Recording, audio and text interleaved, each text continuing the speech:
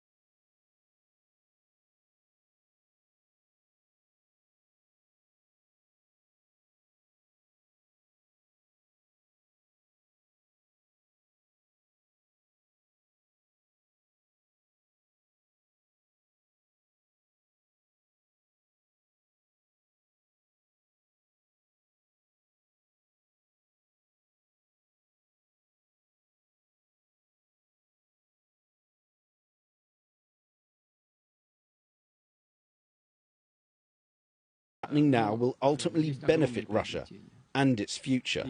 It will strengthen our sovereignty.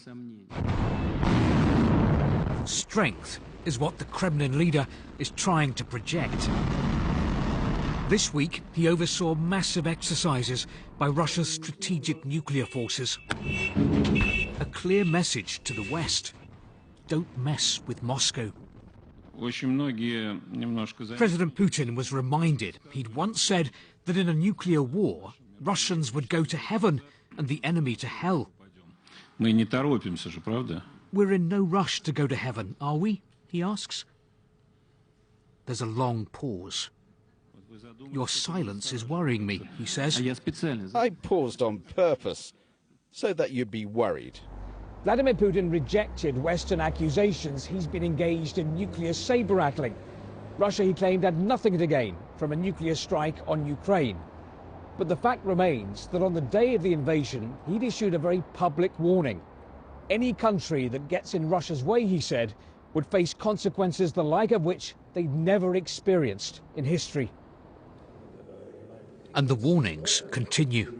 According to Russian official nuclear doctrine, Russia would launch a strategic nuclear strike against the United States and all the NATO countries as soon as we witness the launch of Western missiles, no matter how armed they are, against our territories. And then the whole planet will die.